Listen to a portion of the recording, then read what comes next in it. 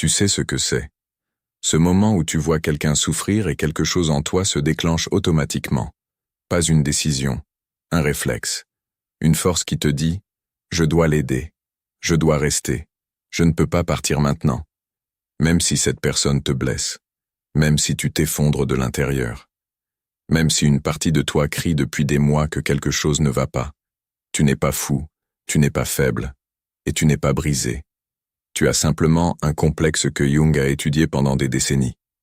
Un complexe si profondément ancré dans ta psychologie qu'il est devenu invisible pour toi. Et le narcissique, lui, l'a vu avant même que tu ouvres la bouche.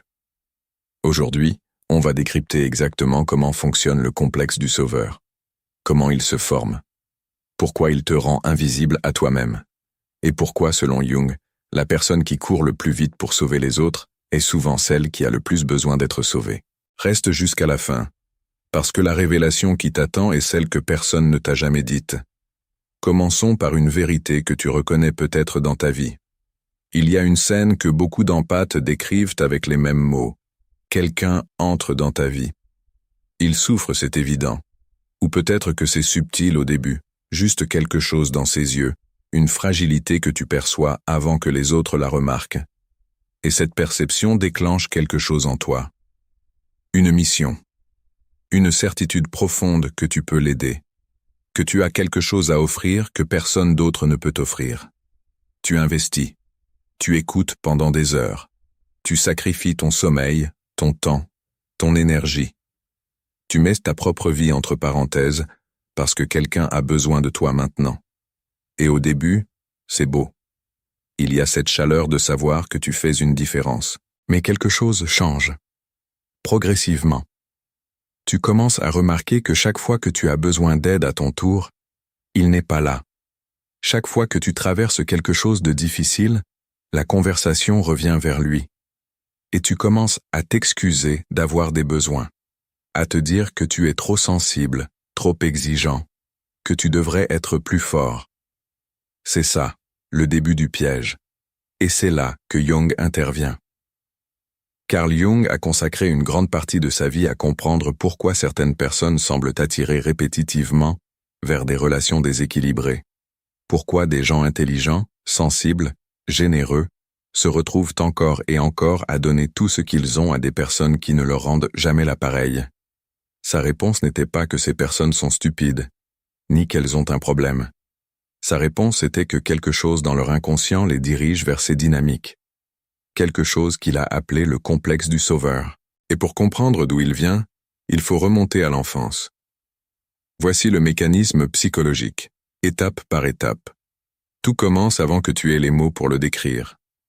Pendant l'enfance, certains d'entre nous apprennent une leçon très spécifique. Pas explicitement, pas avec des mots, mais à travers des milliers de petites interactions répétées qui gravaient une vérité dans notre inconscient. Cette vérité était la suivante. Tu as de la valeur quand tu es utile. Peut-être que tu avais un parent qui était émotionnellement instable, et tu as appris à détecter ses humeurs avant qu'il rentre dans la pièce. Tu devenais le régulateur émotionnel de la maison. La personne qui calmait les tempêtes. Celle qui prenait soin des autres avant de se préoccuper d'elle-même. Ou peut-être que tu étais l'enfant dont on valorisait l'aide, la sagesse précoce, la maturité. Et chaque fois que tu aidais quelqu'un, tu recevais de l'amour, de l'attention, de la validation. Et chaque fois que tu avais besoin d'aide toi-même, tu te sentais seul, incompris, ou comme un fardeau. Jung appelait cela la formation d'un complexe, un réseau de croyances, d'émotions et de comportements automatiques organisés autour d'une blessure centrale non guérie. Et le complexe du sauveur dit ceci.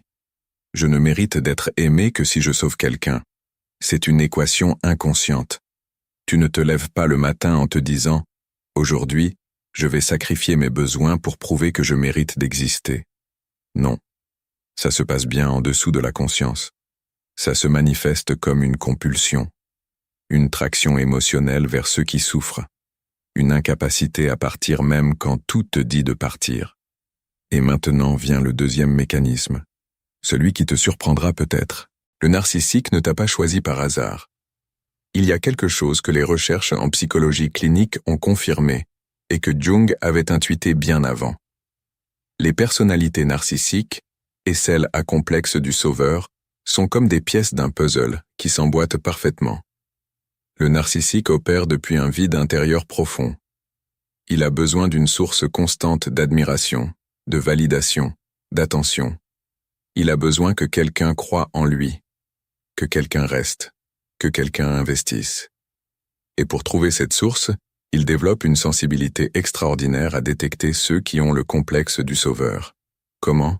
Par des signaux que tu ne contrôles pas, la façon dont tu écoutes, l'attention que tu portes à la souffrance de l'autre, ta capacité à remarquer des détails que les autres ignorent, ta tendance à offrir du réconfort spontanément, ta difficulté à partir même quand quelque chose ne va pas. Pour lui, c'est une lumière dans la nuit, un signal clair qui dit « Cette personne restera même si je la blesse. Cette personne se sentira coupable si elle part. Cette personne mettra ses propres besoins de côté. » Et il a raison, parce que ton complexe du sauveur te le dit. Peut-être que si tu restes assez longtemps, si tu aimes assez fort, si tu donnes assez, il va guérir. Il va voir combien tu vaux. Il va changer. Jung avait un mot pour cette attente. Il l'appelait une illusion compensatoire. Une histoire que l'inconscient crée pour éviter de voir la vérité.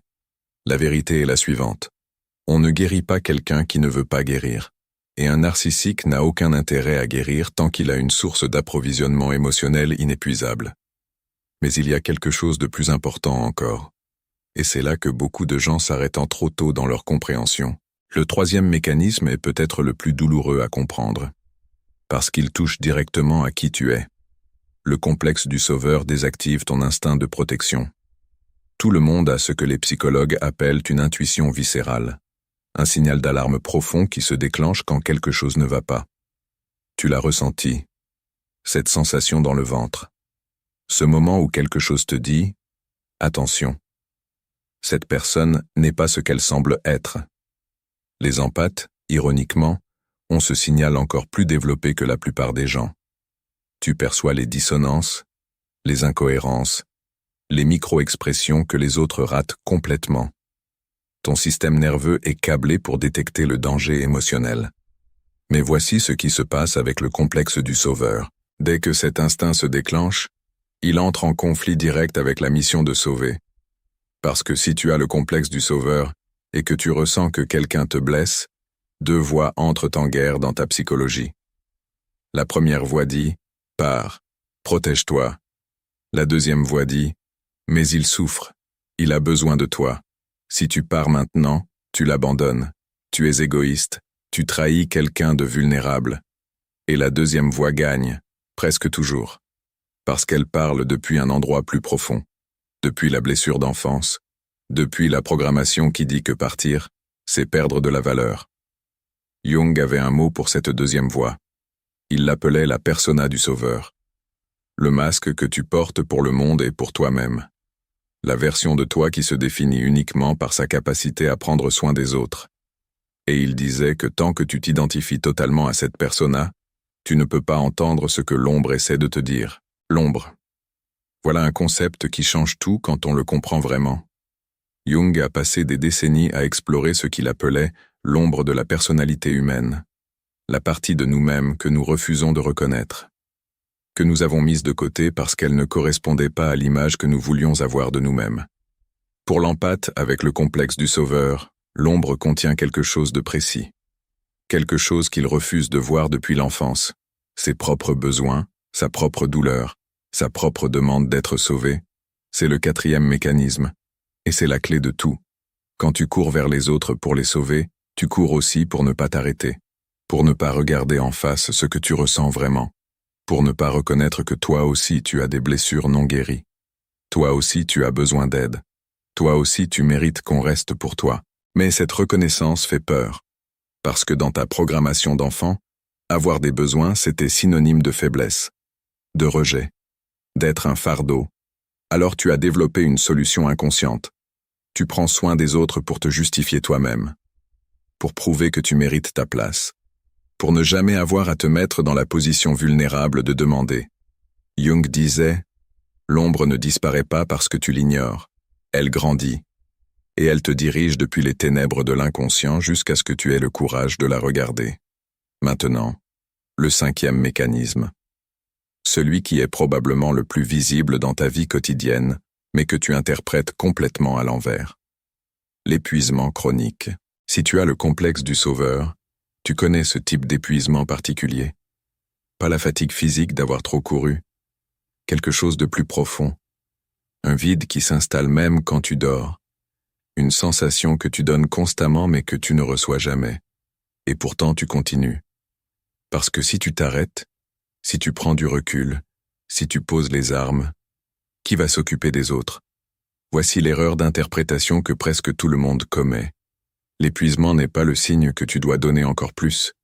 Ce n'est pas le signe que tu es trop faible pour supporter la pression. Ce n'est pas le signal que quelque chose ne va pas chez toi. L'épuisement est un signal d'alarme de ton inconscient.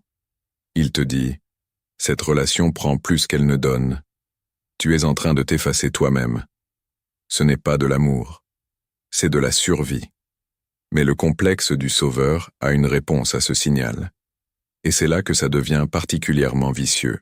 Quand tu ressens l'épuisement et que tu envisages de partir, de mettre des limites, de te protéger, une vague de culpabilité arrive, intense, spécifique.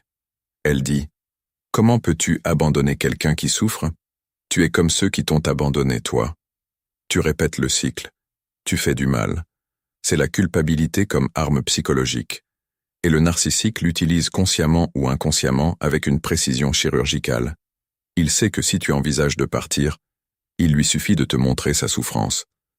Pas nécessairement la vraie souffrance, mais une souffrance performée qui déclenche automatiquement ton mécanisme de sauveur. Et ton système nerveux répond comme un pavlovien. La culpabilité envahit tout. Et tu restes. Jung avait étudié des cas cliniques où des patients décrivaient exactement cette dynamique. Il les appelait des relations d'emprisonnement psychologique. Et il insistait sur un point. L'emprisonnement n'est maintenu par personne d'autre que par les croyances inconscientes de celui qui s'est emprisonné. Ça n'est pas une critique, c'est une libération. Parce que, si c'est ton inconscient qui maintient cette prison, alors c'est ton inconscient qui a la clé. Voici ce que tu as découvert jusqu'à présent. Le complexe du sauveur naît d'une blessure d'enfance qui a enseigné à l'empathe que sa valeur dépend de son utilité. Il crée un mécanisme automatique de traction vers ceux qui souffrent, particulièrement vers les narcissiques qui ont appris à utiliser cette traction. Il désactive l'instinct de protection. Il cache les propres besoins de l'empathe dans l'ombre, et il utilise la culpabilité pour empêcher toute tentative de sortie. Mais il y a un sixième mécanisme, le plus dangereux, et celui que j'entends le moins souvent mentionné. Le moment où sauver devient une addiction. Les neurosciences ont confirmé quelque chose que Jung avait intuité à travers des décennies de travail clinique. L'aide qui vient du complexe du sauveur active le système de récompense du cerveau de la même façon que d'autres addictions. Quand tu sauves quelqu'un, quand tu vois sa gratitude, quand tu résous sa crise, ton cerveau libère de la dopamine, une récompense chimique puissante. Et comme toutes les addictions, tu construis une tolérance. Tu as besoin de doses de plus en plus fortes, de crises de plus en plus intenses, de personnes de plus en plus dépendantes. Et le narcissique fournit exactement cela. Sa vie est une série de crises. Ses besoins sont insatiables. Sa dépendance envers toi semble confirmer ton importance. Son incapacité à fonctionner sans toi te donne une mission. Jusqu'au jour où tu réalises que tu n'es plus dans une relation. Tu es dans un cycle d'addiction. Et partir est aussi difficile que de quitter n'importe quelle substance psychoactive. Ce n'est pas une métaphore. C'est de la neurochimie. Et c'est pour ça que les gens qui ont le complexe du sauveur ne peuvent pas simplement décider de partir. La volonté seule ne suffit pas. Parce que le cerveau résiste au sevrage. Parce que l'identité entière de la personne est construite autour de cette mission. C'est pour ça que Jung ne parlait pas de volonté, il parlait de conscience. Et maintenant, je veux t'offrir quelque chose de différent. Tu as probablement vu des vidéos qui parlent du complexe du sauveur, comme d'un défaut, quelque chose à réparer, une pathologie à corriger, et à chaque fois, tu ressentais peut-être cette légère humiliation, comme si être quelqu'un qui prend soin des autres était une maladie. Ce n'est pas l'approche de Jung, et ce n'est pas la mienne. Jung croyait profondément que chaque complexe, même le plus destructeur, contient quelque chose de précieux, une fonction psychologique qui était essentielle à un moment de notre vie. Le complexe du sauveur t'a peut-être sauvé toi-même, dans un contexte d'enfance où tu ne pouvais pas te permettre d'être vulnérable. Il t'a donné un sens, une direction, une façon de trouver ta place dans un monde qui semblait incertain. Le problème n'est pas que tu prends soin des autres. Le problème est que tu ne te comptes pas toi-même parmi les personnes qui méritent tes soins. Et c'est là que réside la révélation centrale que Jung a documentée dans ses travaux sur la psychologie analytique. Voici la vérité que je voulais te dire depuis le début. La personne qui court le plus vite pour sauver les autres est souvent celle qui a le plus besoin d'être sauvée, pas par faiblesse, pas par manque, mais parce que quelque part dans son histoire, elle a appris que ses propres blessures n'étaient pas importantes, que son propre effondrement était un luxe qu'elle ne pouvait pas se permettre, que demander de l'aide était une trahison de l'image forte qu'elle devait maintenir. L'ombre de l'empathe, la partie qu'il a refusé de regarder, c'est précisément cette partie-là, l'enfant intérieur qui avait besoin d'être sauvé et qui ne l'a jamais été, qui a attendu que quelqu'un vienne, et qui a fini par décider que si personne ne venait, il allait lui-même aller sauver les autres, comme si sauver suffisamment de personnes pouvait enfin combler ce manque original. Mais le manque ne se comble pas comme ça. Il ne se comble que quand tu te retournes vers toi-même, quand tu deviens pour toi-même ce que tu as été pour tous les autres. Jung appelait ce processus l'individuation, la récupération des parties de soi que l'on a mises de côté pour survivre, l'intégration de l'ombre, le moment où on cesse d'être uniquement le sauveur et où on redevient une personne entière, avec des besoins, des limites, une valeur intrinsèque qui n'a besoin d'aucune mission pour se justifier. Voici ce que ça veut dire concrètement dans ta vie. Ça veut dire que les fois où tu as senti que quelque chose n'allait pas et que tu as fait taire cette voix avait raison. Ça veut dire que l'épuisement que tu ressens n'est pas un signe que tu n'es pas assez fort. C'est un signal que tu te sacrifies pour quelqu'un qui ne le mérite pas. Ça veut dire que partir d'une relation qui te détruit n'est pas de l'abandon, c'est de la survie. C'est le premier acte de te traiter comme quelqu'un qui mérite d'être protégé. Et ça veut dire que non, tu n'es pas responsable de la souffrance du narcissique. Sa souffrance, réelle ou performée, est sa responsabilité, pas la tienne. Tu n'as pas les mains assez grandes pour sauver quelqu'un qui n'a pas décidé de se sauver lui-même. Jung disait, on ne peut pas allumer la lumière pour quelqu'un dans l'obscurité si cette personne a les yeux fermés par choix. Mais toi, tu peux allumer ta propre lumière. Et c'est précisément ça qui va terroriser le narcissique. Un petit moment d'honnêteté avec toi.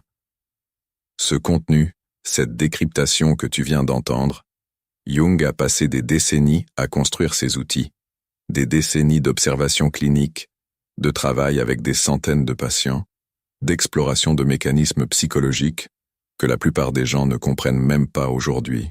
Et moi je passe des heures chaque semaine à traduire ces mécanismes de façon accessible.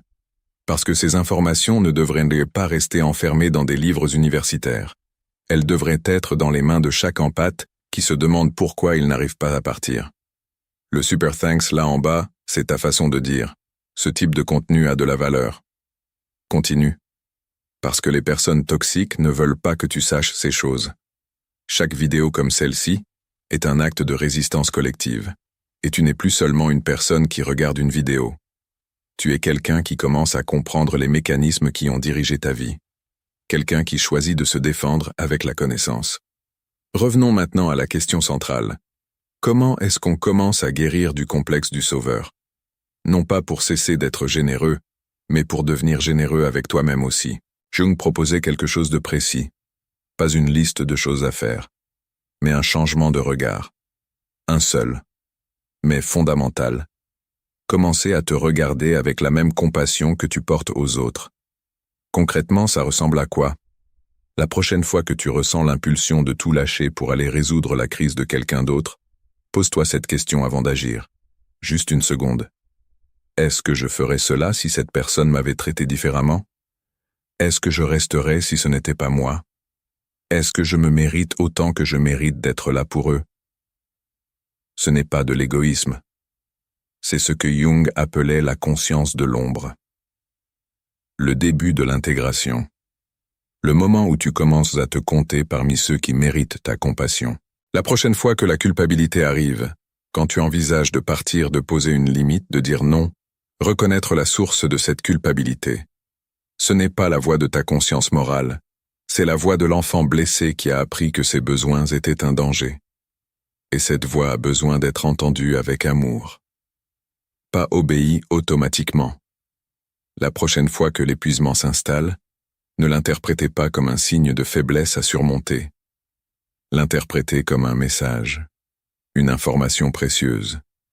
Quelque chose dans cette relation ou dans cette situation consomme plus qu'elle ne nourrit. Et tu mérites des relations qui te nourrissent. Jung avait une phrase que je trouve extraordinairement juste. Il disait « Jusqu'à ce que tu rendes l'inconscient conscient, il dirigera ta vie et tu appelleras ça le destin.